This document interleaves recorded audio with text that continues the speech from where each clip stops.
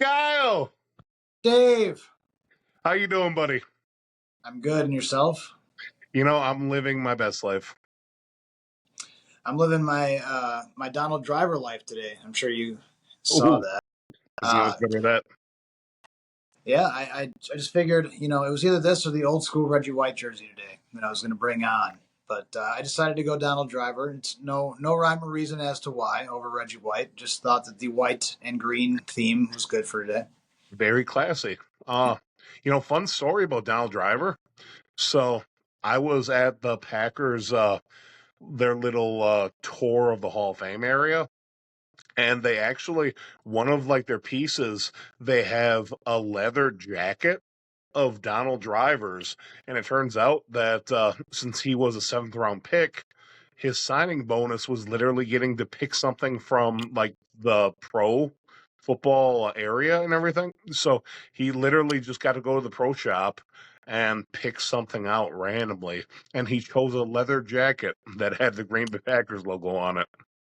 I think that we have to do better than a leather jacket, though. Wouldn't you agree? Like as an organization, I think that you have to do better than be like, here we have this toy box. It has a Green Bay G on it. Please pick out whatever you'd like.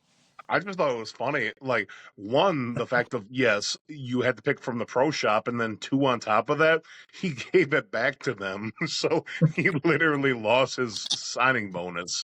They brought him. They brought him back behind the counter. They're like, "No, Donald, nothing in the store. Here, this chest. You can pick out of this."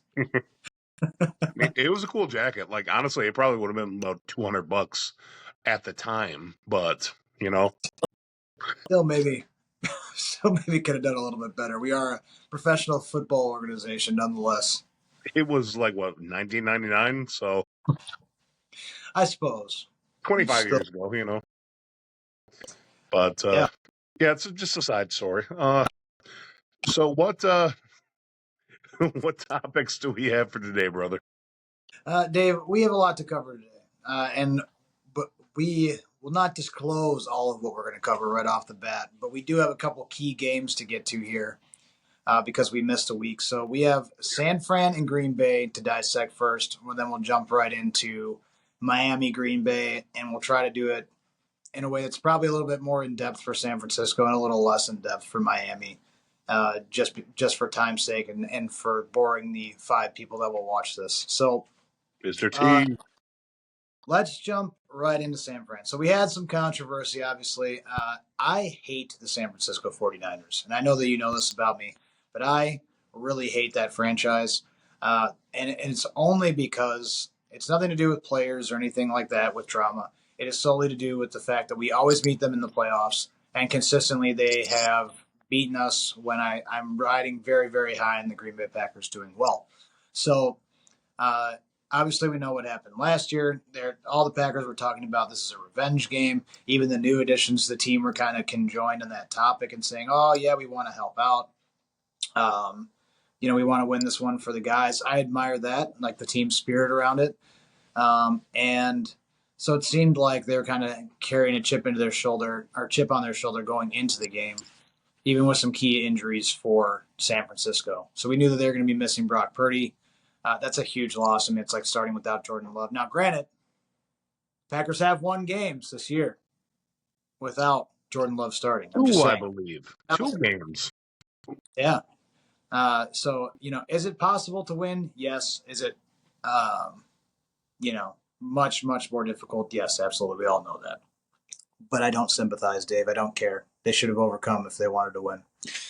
So, Now, this is now, I feel like you're underselling it. They were also missing out on their left tackle and their number one pass rusher, who pretty much runs their defense. well, I care not about who they were missing, Dave. And I would have just, at the end of the game, when they listed all their injuries back off, I would have pointed to a scoreboard in either end zone and I would have said, there it is. Look at it, read it, and weep. San Francisco, we hate you. Possibly the last game we could have went to, honestly. It was this season's window of games to go to. That was the last one, and it closed on us. Yeah, it's all right, Dave. It's all right. There's always next year. That is the beautiful thing about NFL football. There's always another year of football to be had. There very much is. And just a little insider football for people who don't, know our friendship. I've been making a just sick playlist of songs for us to listen to when we go up to Lambeau Field. It's been amazing. This is my first year actually having Spotify, so I'm going hard in the paint right now. Yeah, Dave has finally figured out how to adult, and in that process, he's figured out how Spotify works. Where many people have figured that out quite a few years ago, and it's really just "Green and Yellow" by Lil Wayne on repeat is all that the playlist is. It's just, Well, it's green and yellow mixed with Slayer, and that's it. It's going to be so aggressive. I mean, I like aggression. I like getting a little hyped. Yeah, Lambo's that's how you what, go into a game, and that's how you enjoy a game. If you're pumped up and ready to go, it's like when any concert you've been to, just woo. that and copious amounts of alcohol. I also enjoy that to get a little hyped. Cal, I don't condone that. That's actually it's a sin. I don't know if you've. Well, Dave, you know what else is a sin? And this is going to be something that we absolutely should clip after this podcast is finished. But I remember a one Green Bay Packers and New Orleans Saints game once upon a time that we were present for, where in a celebration of a touchdown, you absolutely 110% turned around and smacked a woman in her face whilst attempting to give her a high five. Do you recall this, Dave? I actually don't recall it, and that was the problem to begin with. And if we now that we're doing Slapgate, she tried to high five me, Kyle. So I was not the high fiver. I Are was you the saying high that five you're? E. Are you saying it was a retaliatory slap and that you were simply defending yourself in this celebration? You thought she was going to strike you? Is that what you're saying? Kyle, the thing is she might have had a knife. We don't know. There's no way to confirm it. She might have had a gun. I don't know security. I'm a man who protects myself. And did I slap that woman? I cannot confirm or deny. This is allegations on your part. Did I have maybe a few too many adult beverages? I don't know. I wasn't there mentally at the time.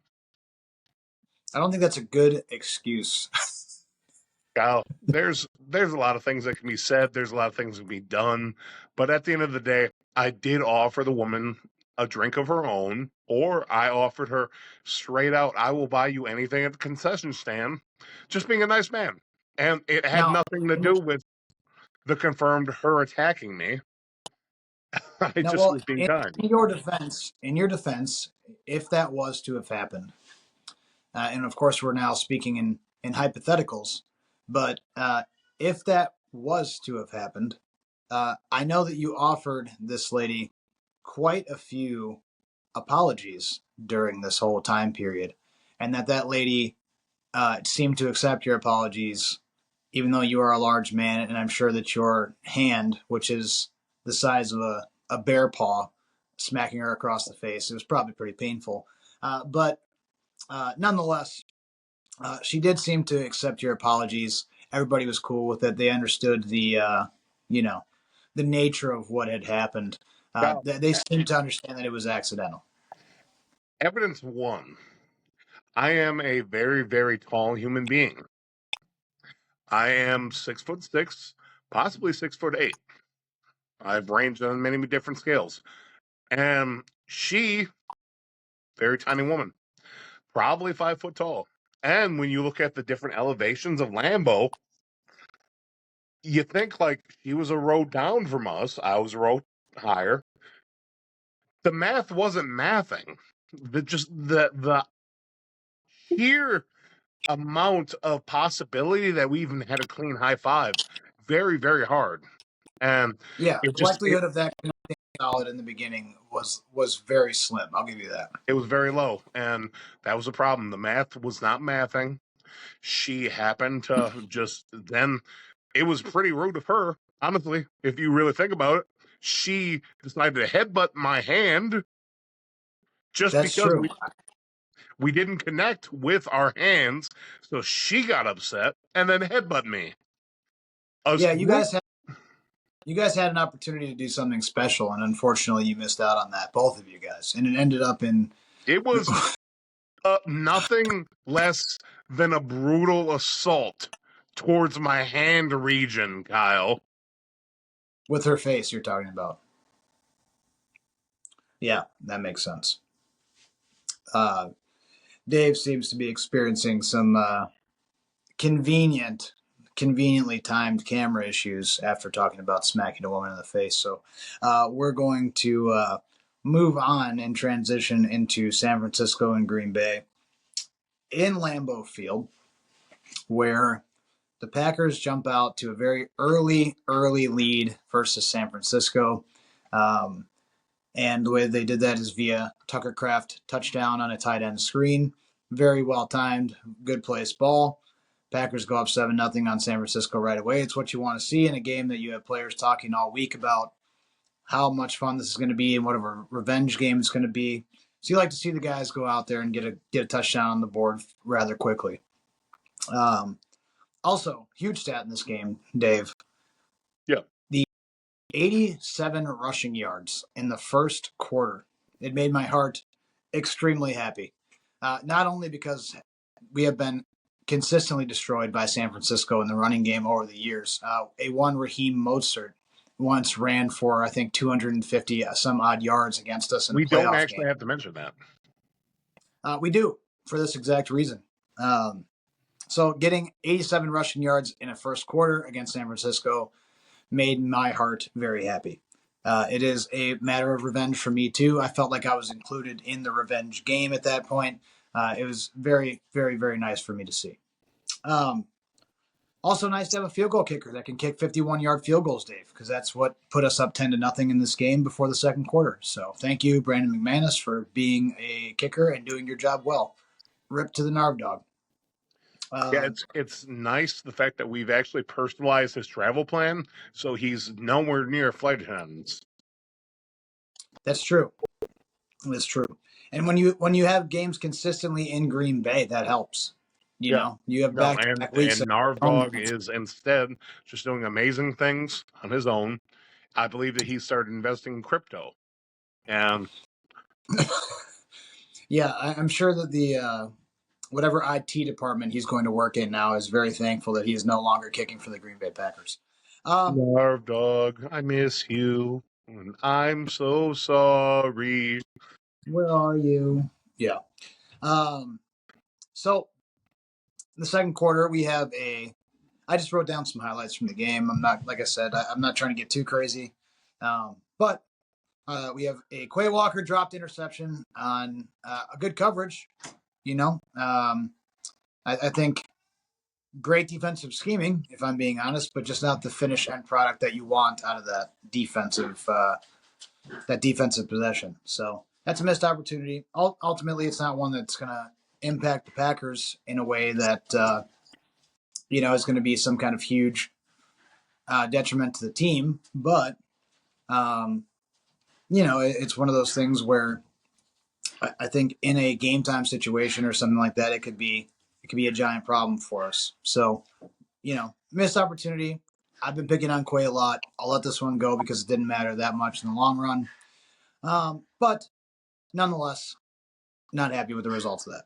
So ultimately, though, a very good game by Quay. The last two have honestly been his best games of the year, which we can talk about more when we go towards the Dolphins game. And I read a story about Quay that I think you'll actually be interested in. You might be a little bit negative on, but we'll see. you read one recently? You're saying? Yeah. I read a story about Quay Walker. Really? Yeah.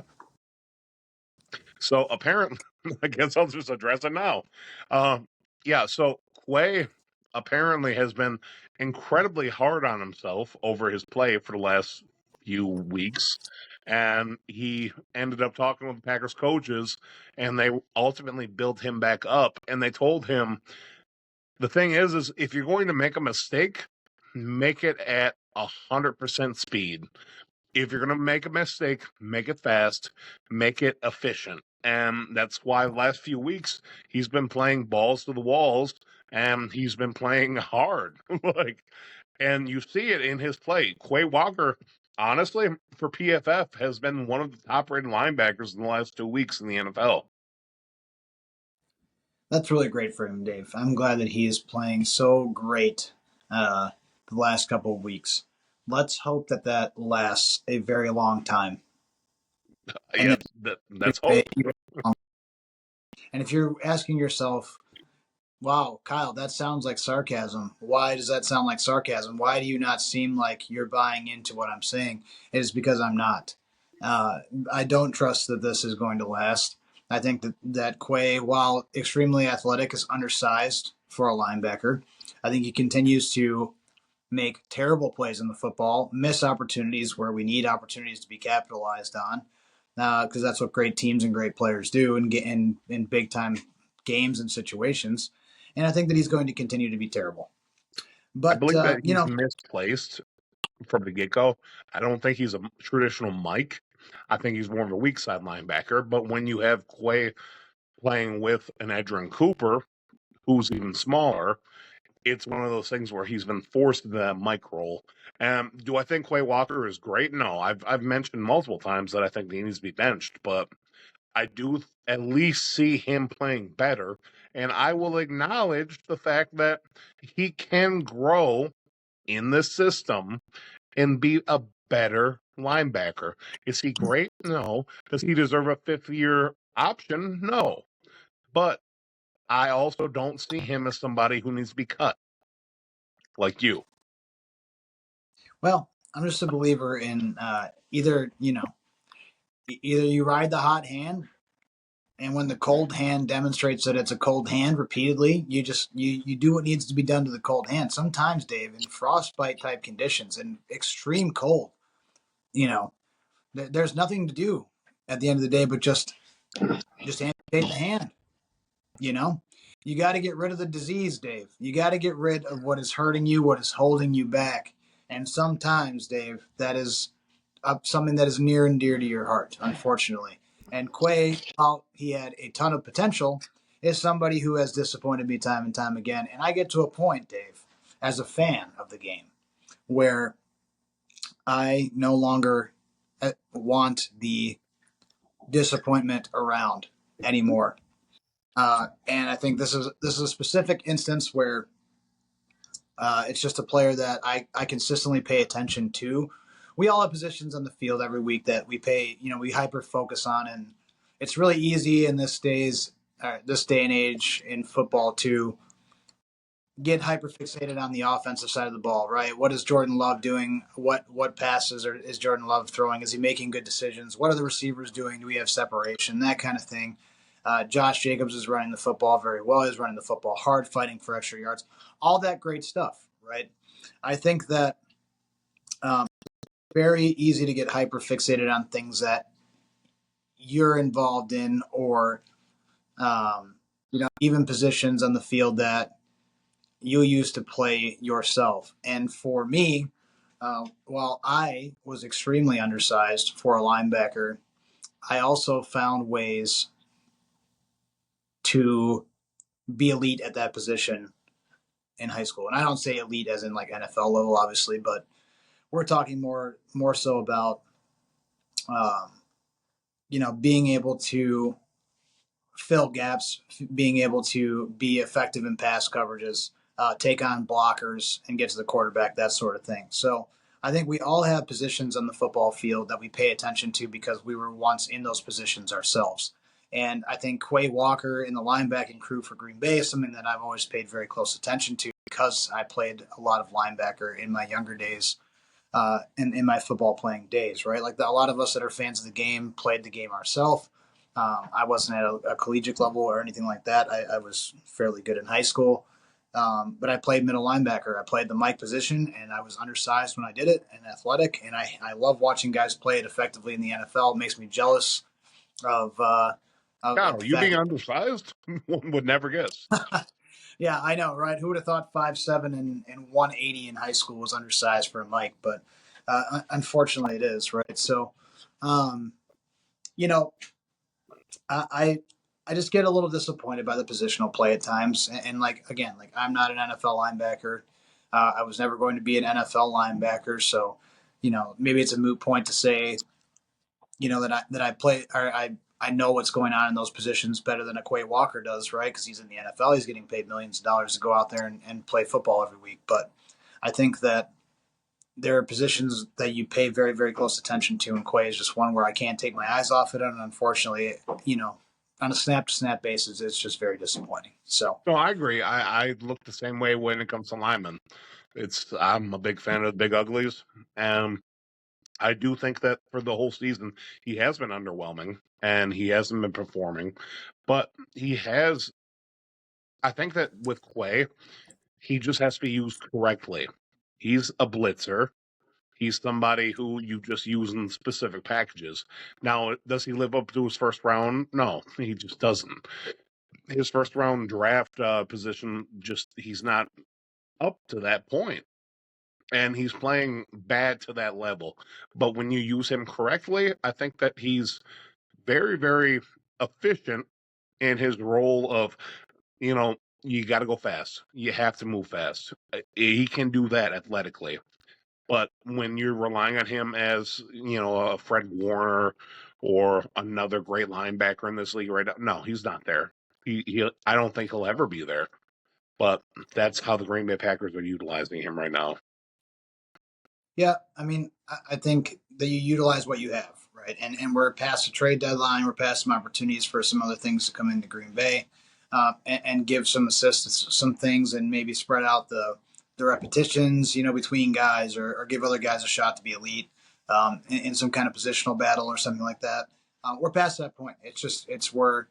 We're on to the meat and potatoes of the season. We're into games where it matters, and unfortunately, I think that we have to accept that some of what we're going to see out of the defense here in even the coming weeks, or when it comes to crunch time in the playoffs, is we're going to see the defense we're going to see the youth of the defense. We're going to see some guys that we're going to move on from eventually. It's a sad reality, but it is a reality of doing business in the NFL. And if I'm seeing it on a weekly basis as somebody who's a fan, the organization is also seeing it. The things that we don't see, to our own credit, right? Like if we're going to sit here and pick on guys, or if I'm going to be like very, very hypercritical, like the other side of that is that we don't see practices, right? We hear what's in the news, we see what happens on game day and what's rolled out then, but we don't know anything before then. So maybe these guys are performing very well in practice, and just aren't able to do it when it comes to putting the guys on the field. So that's a complete side note. I've really laid into Quay the last couple of weeks, so I'll try to stay off of that. But for the remainder of of this first half hour here, we got to finish up this San Francisco segment. So that is what I will try here. We talked about Tucker Kraft. We talked about McManus giving us the early lead. We end up going 17-0 right off the bat. So I believe it was Tucker Kraft, then McManus, and then Jacobs with a rushing touchdown to make it 17-0. And that was a pretty comfy little cushion that we had in the second quarter. Unfortunately, with that Quay drop, again, like not a huge thing, but we probably put points on the board there a little bit sooner. And then so like San Francisco ends up going down. They throw a touchdown pass to Kittle before the half, and then we have another point of contention for the Green Bay Packers, which is a drop by Christian Watson, which is a walk-in touchdown. It is literally like in Christian Watson's hands, over the shoulder, beautiful pass, outside the numbers for Christian Watson, who had some separation, and he just drops it.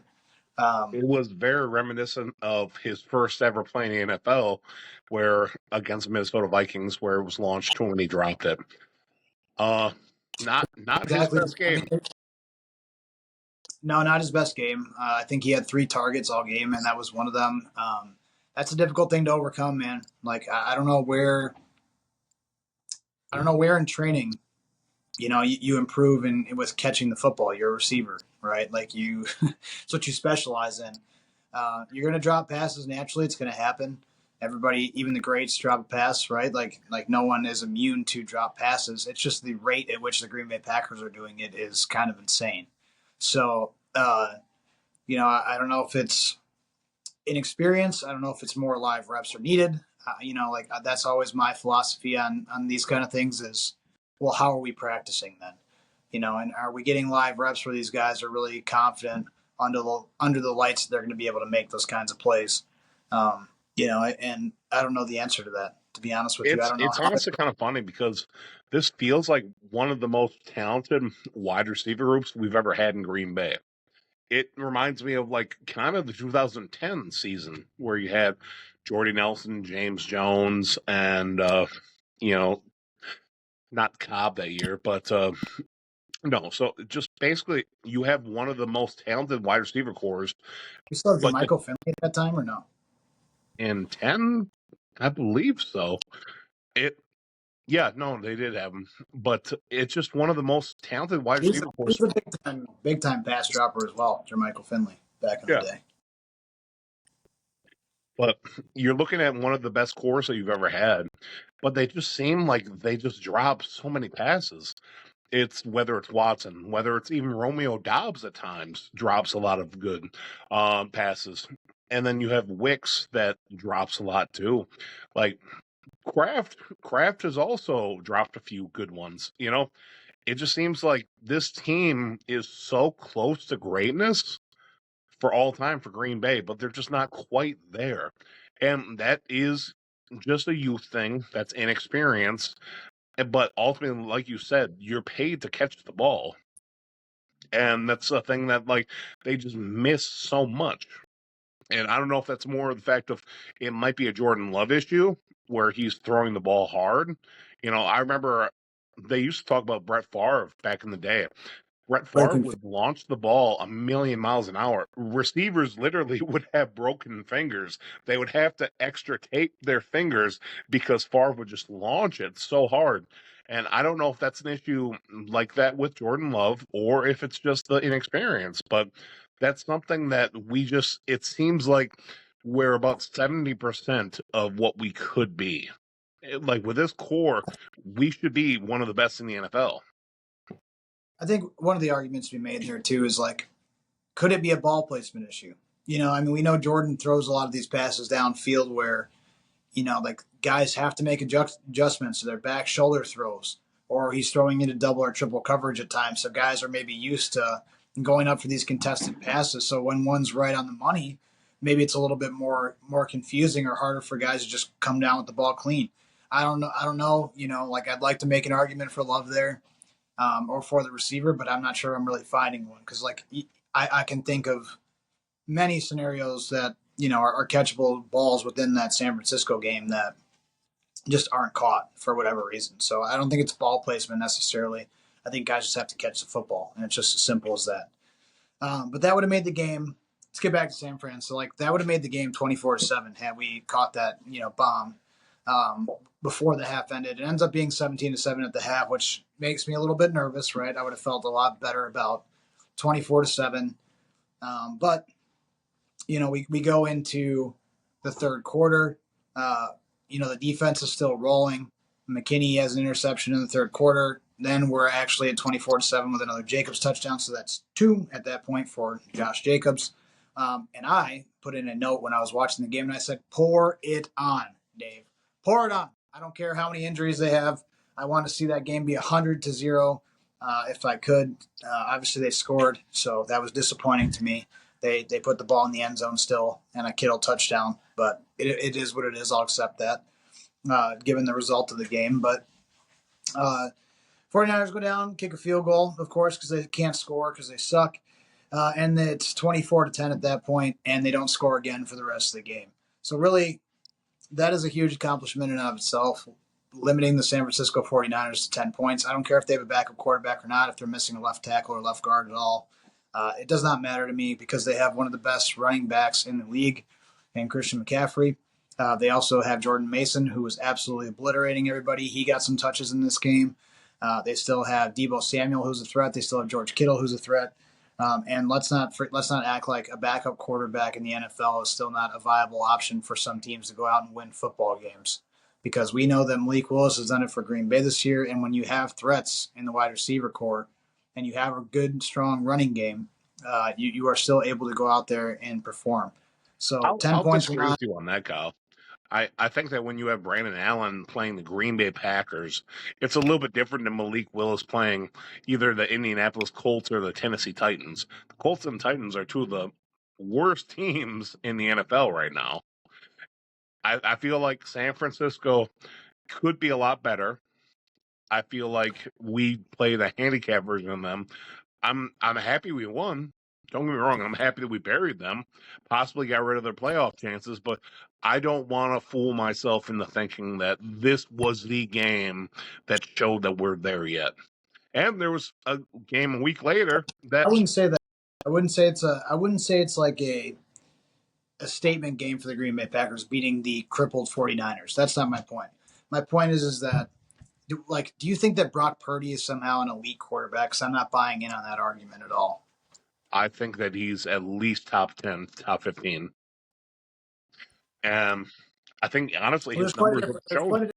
a top 10 and top 15 to me. So you think that Brock Purdy is better than Jordan Love? No, it's not what Do I'm you think arguing at all. is Brock Purdy better than Sam Darnold? Yes, Oof, that's tough. easily. And I'll tell you what, Brock Purdy has also put up the numbers that Brock Purdy has without Brandon Ayuk playing the way he has, with Debo Samuel in a very limited role. Like, honestly, this is one of his worst seasons. And you have Christian McCaffrey, who hasn't played most of the season. So, yes, I would say that Is you Brock look Purdy better? Is he better than Jared Goff? Brock Purdy better than Jared Goff. I feel like they're very, very similar. I would say I would probably put him above Jared Goff, but that's just me. Man, you're high on Brock Purdy, higher than I thought you'd be, to be honest. It comes down to the fact of you look who's around him too. Like Sam Darnold, yes, he's rejuvenated his career, and he also has Justin Jefferson and Jordan Addison, and he has T.J. Hawkinson. Granted, most of the year he did not have Hawkinson. Hawkinson's come back though, so he has great receiving options. And then for Detroit, Detroit is a machine that runs regardless of Goff. Like you have, Montgomery and you have Gibbs that just go. Like they don't need Goff to play a big game. They don't need 4 touchdowns from Goff to win the game. Now, I want you to hear what you're saying right now, and I want you to apply that same exact concept to San Francisco and tell me that's not true with Brock Purdy. Brock Purdy distributes the ball a lot better. I feel like they are something. I feel like he's a better quarterback. That they need him to actually play a little bit better. I don't think that he throws 4 picks in a game and all of a sudden they're an amazing team. I don't think, like, you tell me that, does Brock Purdy throw 4 interceptions against the Houston Texans and still win a game like Goff did? I don't know. I think that's a hard task to say like this could happen or this would happen under these circumstances if it was different teams, right? Like just like I couldn't say that like you think that Brock Purdy is somewhat elite, like given your statements, which is interesting to me. I don't feel one way or the other. I'm just kind of neutral on Brock Purdy. Like I think he's like, meh, like as a quarterback. Like I think like what you're saying, I agree with in terms of like the Jared Goff argument. Like is he good? Sure. Like he's an NFL quarterback. He starts right. He's good. Yeah. But is he elite in the league? To me, no. Like, and if you put Brock Purdy on a different NFL team, I don't think he does anything special. To be honest with you, I think Sam Darnold is better than him. To be honest with you, I think that he's better. But that doesn't mean that like Sam Darnold has had opportunities on different teams and not been elite, and now he's in Minnesota and he's doing great things, right? So, I mean, like, Sam Darnold was on the San Francisco 49ers, Kyle. He was literally yes, the backup to Brock Purdy. So here's my thing. So like Kyle Shanahan has a habit of making guys look very good in that offense. He's a very offensive minded coach. I think that he worried me in the Packers game, regardless of injuries, because I think that he's creative enough to do some things on the offensive side of the ball that would have given us problems, even with guys out. Him, Andy Reid, um, Matt LaFleur, sometimes McVay when he's really on. Like those are all guys that I think that like can give people some giant problems on the offensive side of the ball. But Kyle, Just the 49ers offense isn't foolproof. If that was the case, why didn't Trey Lance win that job? Trey Lance was the number 3 overall pick and was not able to play. And he no, ultimately got he's traded because I think that's one of those things that like people need to put a little bit more respect on Brock Purdy's name. Brock Purdy, yes, he was Mr. Irrelevant, but the timing that he does, his arm strength is above where most people think he is. I think that Brock Purdy is honestly top 10 in the league. I think that others have failed in that system. Sam Darnold failed in that system, was not able to start. Trey Lance failed in that system, was not able to start. Brock Purdy was. He honestly just did it. He was able to go out there and he was able to prove the fact of my name is Brock frickin' Purdy, and I'm going out there and going all the way to the Super Bowl. And now is he Jordan Love? No. Jordan Love can make any throw on any field. He has that arm strength, he has that accuracy, he has that ability.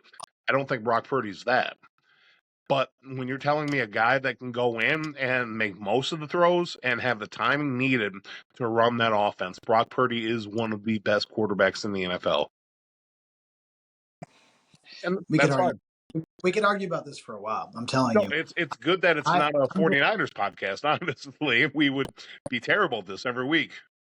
that's true. Um, yeah, I'm not sold on the Brock Purdy argument, and I'm going to stand on business on that for some time, and it will come, Dave. It will come, and there will come a day where I say, "Haha, I was right." Brock But Purdy it is is a big stepper from underground methods. no, no, Yes. no, none Golly, of that. wrong. Regardless, Dave, we win this game. Let's get to the point here. We win the game, Dave. Okay. Malik Heath also with a touchdown catch in this game. A Very pretty good impressive. touchdown pitch and catch there. So I was happy for him. We had some turnovers. Jacobs got his third touchdown in this game, so 3 total. LVN had a strip sack. I mean, we were talking about all kinds of stuff. And ultimately, right, Christian McCaffrey ends the game 31 yards, Dave, and a fumble. That's how he ends the game. That is the kind of dominance that I'm talking about. 38-10. We'll take the victory. Big dubs. Don't care if they're crippled. Take the L. Sit down. Shut up. Brock Purdy, no one cares. You're hurt. Heal up so you can be a mid quarterback in the league. Now, So you can moving be a on. top 10 quarterback in the league. You didn't hear what I said. I said mid. Kyle, they play the Dolphins the next week. Let's talk about this Dolphins game. Let's talk about the Dolphins. And here's an actual quarterback who is good and he is rising right now in the league despite having several very, very serious concussions. So I'm glad the man is You doing think better. Tua is a better quarterback than Brock Purdy? They got to be close. They got to be close to me. Would I give Tua the edge based on who he has around him? I mean, yeah, but like all good quarterbacks, right? Like they're all elite quarterbacks at some point had good receivers around them, He So has arguably the best wide receiver in the NFL. not this year, Not this but year, but like in general throughout his career, he's had Tyreek Hill. not through the career, right? I mean, his first couple of years he was in Kansas City still. Wasn't it? No, I'm saying like I believe that Tua has had Hill his whole career. Did they not trade for Hill his first year and then they drafted Waddle? This is where we like the Jamie moment from Joe Rogan. Jamie, look that up. Yeah. Uh, Yeah, we need a fact checker for our podcast here. Actually, that's what that producer role that we we tried that one time is for, so they can just relay information. But we don't have that because we're just broke No, I mean podcast. we'll get there. We'll get there. Uh, Either regardless, way, we gotta listen. We gotta stop this Brock Purdy argument, okay? Because I can't. I can't take an hour to debate this with you on a live cast. Off air, we can absolutely do this, but on air, we cannot. I'll give Purdy a slight, very small edge I'll over take it. I will take it. So over Tua came out in this game. Tua. Although, okay, listen, Tua has been. He has had the hot hand the last couple of weeks, and I know because he's on my fantasy team. Okay, so he's not starting, which has hurt me in the long run. Uh, but he has had the hot hand the last couple of weeks. 2 to 3 touchdown passes. He's thrown for 300 plus yards in some games. He seems to be dead on the money with his passing percentage. I think he had like the last couple of weeks before Green Bay, his completion percentage was above 70%. That's excellent. So I was kind of worried in this game as to how Green Bay's defense would hold up against the passing game of the Miami Dolphins. So if I told you the stat line at the end of the game for Tua, Dave, was going to read 365 yards passing and 2 touchdowns, you would say, would you think that we would have won that game? I think it would have been a lot closer than it was. Yes. Yeah, I think that if you read that stat line, you think, man, this must have been a really tightly contested game, but it didn't feel like that when I was watching it. No. And I think that Green Bay jumped out to a lead in this game pretty early, which was kind of on Miami. I think Miami made some mistakes that kind of prohibited them from making this a closer game. They had a botched punt return that Green Bay ends up capitalizing on early in this game, which made it 7-0. Jacobs has another touchdown run later, which makes it 14-0. The Packers eventually end up going up 21-3 on a Reed touchdown pass after Miami kicked a field goal. And then we have another scoring opportunity for the Packers for like a 46-yard field goal before the half. McManus drills that, of course, because he's only missed one field goal since he's been in Green Bay. So claps to him on that. Yep. And the Packers go up 24-3 before half. I mean, that is the first half that you want out of your organization, where it's a game that you have a team who has the hot hand. So I think that Green Bay got what they wanted out of the first half of football. That was very very impressive to see Green Bay come out and do that, regardless if it's at home or not. I think that they knew this was going to be a big game. So The Packers played amazing complementary football. And if nothing else, their defense too, being able to stop them at key points. You had that 4th and goal situation where they were able to stop the Dolphins. You had 5 sacks, one by LVN again. So his second in 2 weeks.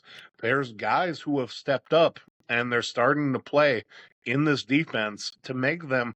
Are they one of the best defenses in the league? No, but I feel like they're winning right now and they're playing possibly for what their offense can do, championship defense.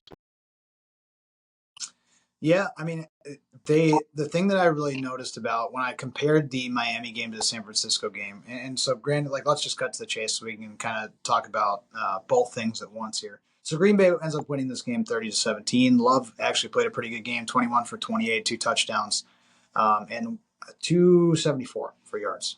So definitely not a bad game for Love either in the passing game. By any means, he had a higher rating than Tua, regardless, even though Tua went off as well. I benched him as well, 25 points, Dave, on the bench this week, but it's fine. Regardless, the thing that I looked at very, very comparably from the San Francisco game to the Miami game was just the ability to jump out to a lead and be able to force either field goals early or there to be no points on the board through 1 to 2 quarters of play. Guys are teams are just starting to put points on the board at the end of the second half against the Packers, and that is a huge advantage because you are really giving your guys, regardless of who gets the ball first in the game, you're giving your guys 2 quarters of football to go out there and score points. Like that's a huge buffer in the NFL. That's a huge buffer of time to be able to go out there and say, like, well, I have a quarter and a half to figure out how to put 7 points on the board to take a lead here. Like that is a huge thing. The Packers are putting points up in bulk right now. So, there's a Will Ferrell quote from some movie that I was thinking of as soon as I said bulk there. I believe it is him and Kevin Hart in one, but I can't say it because this is family oriented, so I'll leave that off. But regardless, I think from the San Francisco game to the Miami game, I think that you probably two different game plans. I think that you had to limit the running game a lot more against San Francisco than you did necessarily Miami. But I think that against Miami, you have to try to limit the passing game and explosive plays at a guy like Tyreek or Jalen Waddle or Achan or Jonnu. What is it? Jonnu Smith, right? To tight end. Yeah, I mean, all good receiving threats for the Miami Dolphins. So I think that you just have to limit chunk plays. And 365 yards isn't great, and 2 touchdowns is meh, But at the end of the day, they did more than enough to win the game regardless. And some of that's going to be in garbage time. Them just playing the passing game, trying to catch up to what you've already. I think the Packers have a formula here, and it's run the ball, run your offense through Josh Jacobs, ultimately get that to open up the game. Love is able to make the throws that he needs to make.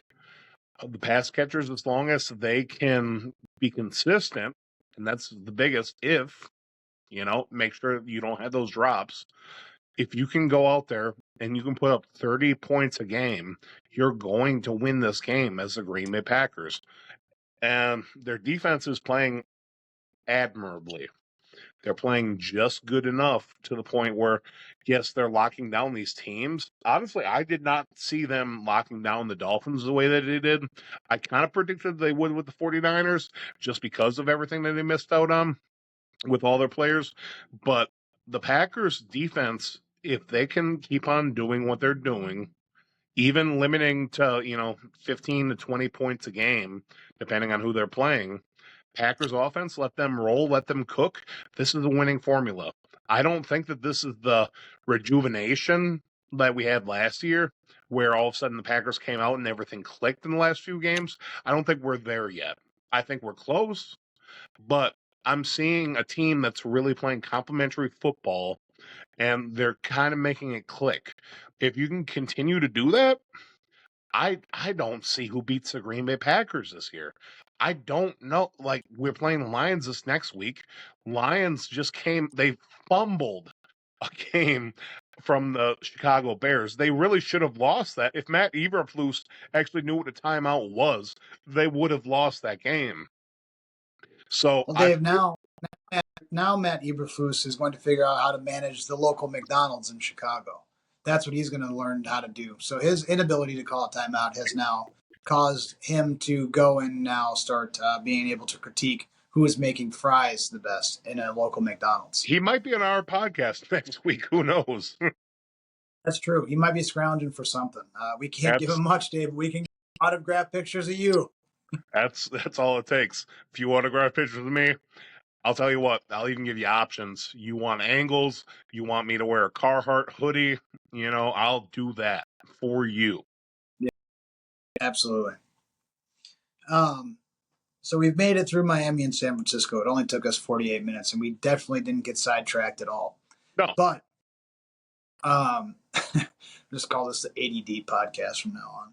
But Dave, is there consistency in the pass rushing game? And I'm not talking about just these last 2 weeks. Well, I am talking about these last 2 weeks. But is it here to stay, is my question. We've had 2 weeks where it seems like we've been able to get pressure on the quarterback. We've been able to get to the football, cause some turnovers. Is this here to stay? Is it a fluke? Are these two offenses that were just missing some pieces? Are they not the most elite group of linemen? What are we looking at, Dave, for the future? What are we looking against? What are we looking at against a team like Detroit, for example? Detroit's honestly the line. That's going to tell us everything that we need to know. Because right now, do I think they're there? No, I don't. I think that even you look at that Dolphins game, Teron Armstead, their starting left tackle, who's a Pro Bowler, sat out in that game. Trent Williams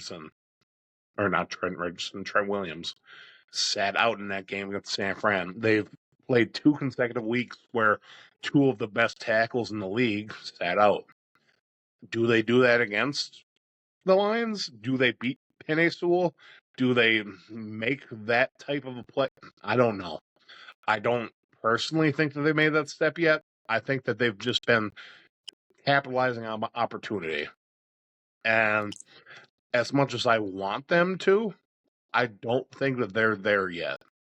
And ultimately, if something's going to hurt us in the playoffs or during the playoff run, I believe it's going to be that pass rush.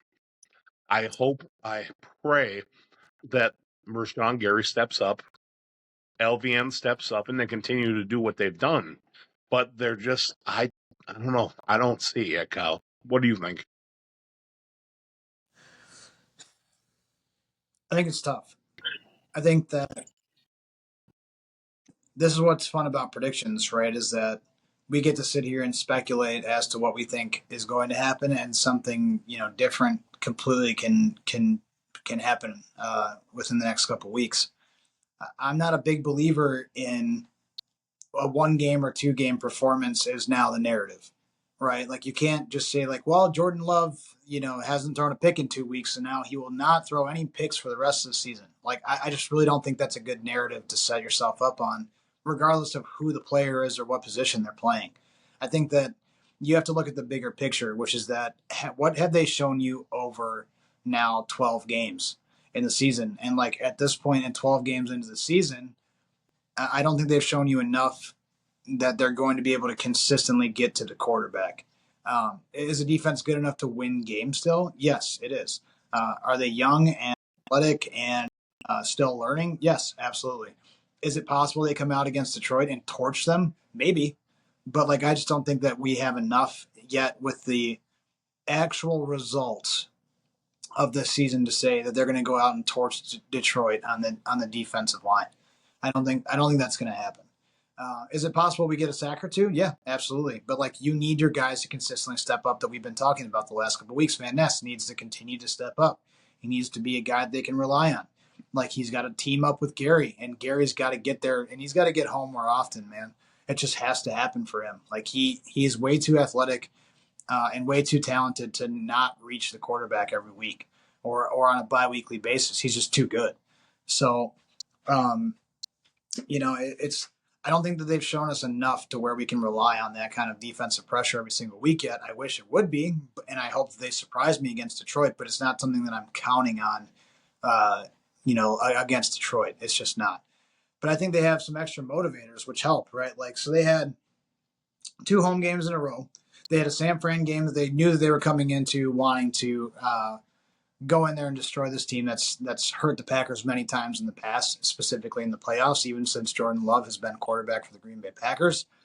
They also knew that they had a Miami team who's coming in that was kind of hot, who's going to be a big, a pretty competitive game. They went in and slapped them too. So, like, is it possible that we go into Detroit and we want another revenge game for them beating us at home and kind of embarrassing us a little bit? Sure.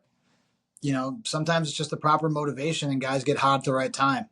But I wouldn't rely on a 2 or 3 sack game out of the Green Bay Packers. I think that if anything, it's just going to be limiting chunk plays and trying to prevent them from putting points on the board early, which is going to get you down, especially in an environment where the Detroit Lions are playing at home. You do not want these guys getting up early in this game. That is not what you want. Even if you're having a battle and it's a low scoring game through 2 quarters of play, that's what you want if you're the Green Bay Packers. I don't think that you want a 14-3 or type of environment going in at the half. I think that's a very, very bad day for the Green Bay Packers. Yeah, this is really the line game. This is the one coming up against the Lions is going to determine where we are right now. Do they step up? I believe that they have every single potential to. I think that they're playing right. Could they also lose? Could they get blown out? I think that too. Like this is honestly the hardest game for me to predict this year. I think history tells us that they typically play the Lions a lot better in the second game than they do the first.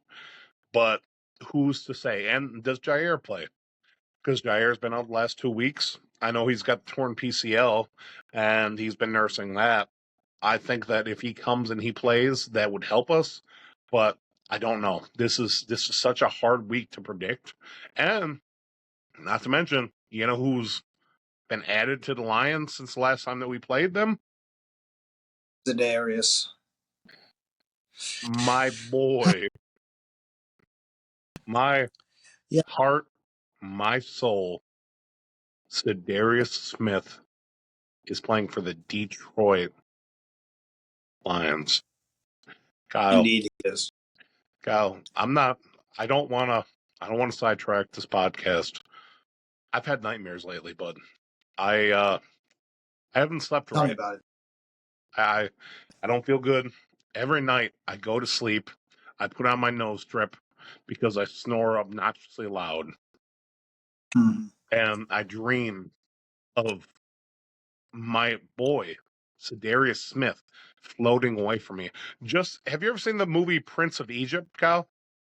I have, Dave. You know the scene where the mother takes her boy, throws him in the basket, and he floats away. Down the river he That's goes. down the Nile. Down the Nile is where he goes and just faces adversity. And that's me with Zadarius. We have let him go. We had the opportunity to get him back. And I've just seen Zadarius float away and just stray from who he should have been. Does he ever come back? Probably not. And I'm sad. I curse it every day. I just, I want him back so bad, Kyle. But Yeah, Zadarius has floated away from us. And we'll probably both be gone before we get that opportunity to rekindle the relationship with him. yeah, that's it is a shame. I'd like to add though, for the purpose of your story, the reason they floated him down the river was they were killing all the firstborn sons, Dave. So I think that to your point in the story, you're like, well, you couldn't, he couldn't become who he needs to be, Dave. He'd be dead. Okay, No, Kyle, so Kyle. I think, I We were think, killing the salary cap. That was the issue. There was such dangerous salary cap cuts that was happening that he would have just been executed immediately. So the Packers could have been under the salary cap that year. And I think we had to let him that's go. a better recovery. I miss him. I miss him so much, Kyle. And he's playing for the Detroit Lions. He's come back, and the prodigal son that I wanted to come and rejuvenate this defense is instead the boy coming home seeking revenge. You're really going off on the biblical stories today. We could get real involved in those. I like this. I like the narrative. Uh, It's it's bad, man. I'm sad. Zadarius is not, coming not back. extensive knowledge of Prince of Egypt. Okay, it's a good movie. Uh, all right, let's veer off if this is a Darius topic before you have any more nightmares or PTSD episodes. Okay, I might cry. uh, please don't. Uh, so, Dave, we have an opportunity still this year to do some special things in the NFC North. We are a 9-3 football team. The Minnesota Vikings barely squeaked one out today against the Arizona Cardinals, which I desperately needed them to do because I have their defense and I have Aaron Jones, which uh, saved me, to be honest, today in fantasy football. I do not like that they are winning football games, but I like I like that they are performing on my fantasy team, which makes me a little bit happier and not as grumpy at the currently. But this is a hotly contested conference right now. We have three football teams within this conference. Honestly, the Chicago Bears should be 4 games better than what they are right now, too. They are not scrubs by any means, and the Packers can absolutely 100%. lose in the second game. So I think arguably, and there's probably some other arguments out there that say something else, I think the NFC North is the best conference in NFL football right now. And I really don't think there's a strong debate against that necessarily, but I'm sure somebody in the AFC with Patrick Mahomes wearing Patrick Mahomes gear would find a way to argue me. But I just don't think that's the case. So, um, you know, could the Packers still win this division? Yes, they could. Is it going to require a lot? Yes, it absolutely is. And are Minnesota just kind of floating out in no man's land right now in second place in this division? Yeah, they kind of are.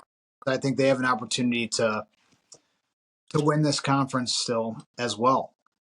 So I think it's if the focus becomes, well, are the Green Bay Packers going to do it or the Lions drop a game? I think Minnesota could easily just sneak into that spot in that first place position and still, beat out the Green Bay Packers. So, where do you see this conference ending up by? Let's see, what are we? We're about to go into week 13 here. So against the Lions. So let's give me the final standings, Dave, at the end of week 17 or 18. I think that the Packers beat the Minnesota Vikings.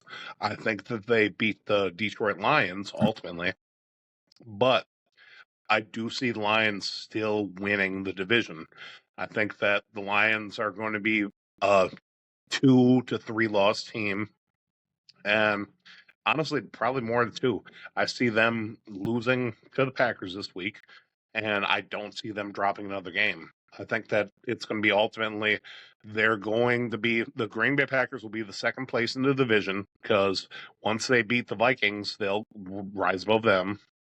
But I don't see them, having a bad, season. I see the Packers probably either finishing, you know, what is it, 14-3, or I see them 13-4, one or the other. I don't know who they lose to, but I don't see them winning the division ultimately. I think this is really the Lions' division to lose. But I do Yeah. see us redeeming ourselves against the Vikings. I do see ourselves redeeming ourselves against the Lions. It just comes down to the fact of just Lions have been so dominant and have won so many games that they just don't give up the division. Yeah, I mean, I think that the Lions are in a great position right now as a franchise. To be honest with you, I think they have a great head coach. I think they have a ton of talent around there, and they have young talent, which is a big acquisition as well. You don't just have a bunch of veteran players that are here for a year and gone the next, and now you have to reset it all. They have a lot of guys in place that are very, very talented, and they're going to continue to be as long as they can be healthy. St. Brown's a problem. Jameson Williams is a problem. Laporta is a problem. Like, David there's a lot of Montgomery, Jahmyr Gibbs, they have such a yeah, loaded yeah, offense. Stephen Core. But yeah, I mean, if you look at what they're doing with their running game as well, like that, I mean, they're a problem on the offensive side of the ball. And truthfully, like I've thought for a long time, even with the trade, the Stafford and Goff trade, like I still think that Jared Goff is kind of a weak point of that offense. If they had a different quarterback, a more elite quarterback in that system, like they could really be an undefeated team every single year, in my opinion. But I think the same as you. Uh, the only thing that I would like about the Lions winning the division specifically, but I think it's a tall task for the Packers to be able to claim that second place spot in the division. Do I think that the Packers will get into the playoffs anyways? Yeah. And maybe by getting in as a lower seed or even in a wild card spot, the Packers avoid having to play a team like Detroit right away. It just kind of depends on where everything falls. But could we potentially see somebody for a conference championship game and then turn around and play him a couple weeks later? Like, yeah, I think we absolutely could. It's just gonna depend on who's hot, man. It's always what it is at the end of the season. It's what teams are ready to go when it hits playoff time. And how ready are you to go claim what you think is yours? And the Packers have an opportunity to do something special, man. Like, they have exceeded my expectations this year already. I kind of pin them as like an 11-6 team this year, but I think they're going to finish. They should finish above that. They're a special team, man. I feel like just the energy behind the Packers this year really does feel like they're. I don't know if they're a team of destiny. I'm not quite there yet. We'll see, towards the end of the year. But I feel like they're a team that is hungry and wants it. And I feel like the additions of Xavier McKinney and Josh Jacobs has really helped leadership on both sides. I think Josh Jacobs has really taken over as a leader of this football team. And that's nothing against Jordan Love. I think that it's more just the fact of you see this guy that's coming out and he's just saying, like, I've been on a bad Raiders team my whole career. I wanted this. I'm hungry for this. And he's just going out there saying, give me the ball. Let me get these touches. I'm going to lead you to the promised land, just like Moses did in the Prince of Egypt. I see what you did there. Yeah, I think that Jacobs has definitely emerged as a guy for this team. He's not just like a face. He's not just like a famous name that guys are looking at, like a Rodgers, right, on the back of the jersey, and you're like, man, I'm really playing with one of the greats. I think that guys are really have embraced him in the franchise. I think the franchise loves him. That's very clear. Please do not mic him up during the game. He requested specifically that we do not do that, and they were kind of laughing it off. Please let that man just feast. Do not put a mic on him and make him limit what he says during the game or alter his attitude at all. He says I bad wanted words, Kyle. That's say it. Go out there, admit it. He says bad things that if you were in church, you would blush. He stands on business, Dave. That is what he does. He stands He's on a business. big stepper with underground methods. Yes, correct. Yeah, do not mic that man up. Let him continue to do what he's doing. But yeah, I mean, like Jordan Love's playing great the last couple of weeks. We'll see if that can be sustained. The defense is playing great the last couple of weeks. We'll see if we can sustain it. You know, if everything continues on the trajectory it's at the last 2 weeks, I think that you see the Packers pull ahead of the Minnesota Vikings by the end of the season. If they are unable to keep that same trajectory and we kind of flatline out in the next couple of weeks, I think that you end up seeing a difficult stretch to the end of the year. Still a playoff team, but just kind of what we do in the playoffs at that point will kind of be up for grabs rather than what we'll be feeling very confident going into it. If you see the trajectory keep pointing up in the chart, and the graph is like that we keep improving every single week till the end of the year, I think that you feel really good about the playoffs no matter who we're facing. But I think if you see this team, do you remember the game Guitar Hero? Yeah, very familiar. I feel like the Green Bay Packers are kind of at that point right now where you had that little range, a gauge that would start saying, I feel like we're in the upper yellow right now. I feel like we're starting to play good. We're starting to get a couple streaks going. And we're at that point where we're not God tier yet. We're not. But we're getting there. We're playing a note. And I feel like we can rock, Kyle. The Green Bay Packers can rock. You can just say it here right now. They're getting there. They're going to just be that team. Well, for that to happen, Dave, and consistent with the video game that you just referred to, we're going to need Jordan Love in the offense to apply some of the star power, okay?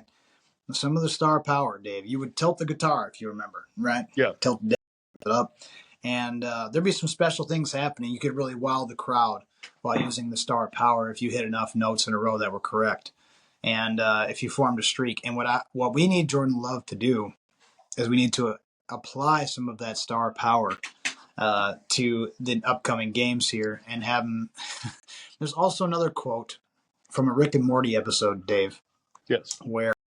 Where there is a particular dance-off being conducted and a very large face appears in the sky and it says, "Show me what you've got." Okay? That is what we need out of Jordan Love in the coming weeks. We need him to show us what he has. Okay? And by that, he is an experienced enough quarterback to make good decisions. He has a receiving core around him to be good, if not great, depending on if we can secure the ball or not. We have a running game to support him. We have a great OC, and we have a defense who's being competitive.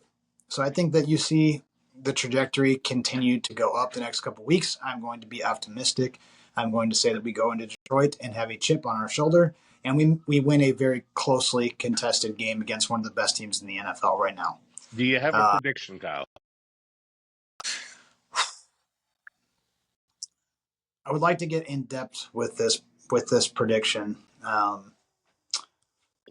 I don't know off the top of my head what the last game finished as. I am going to give us the edge. And I think, would you like to give a prediction first? Give me the Packers coming out.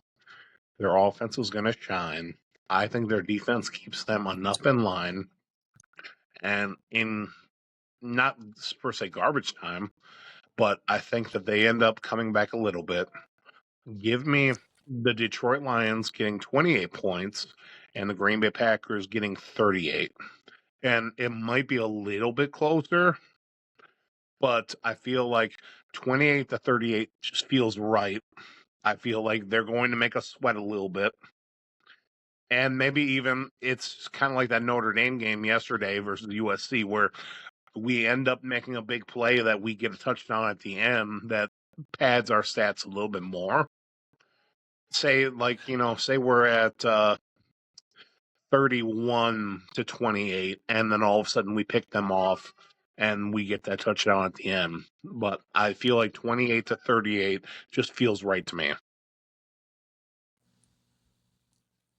I think that the Packers have had consistent opening drive touchdowns the last weeks, which means to me that they are planning well for these teams that they are facing.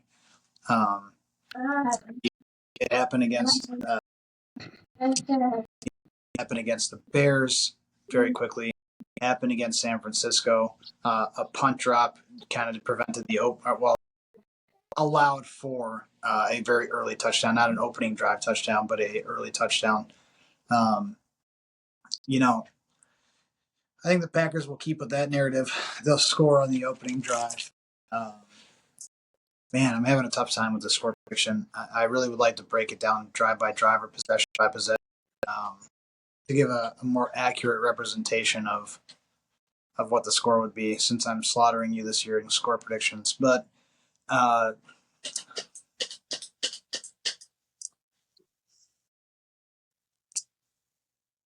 give me the Packers in this game,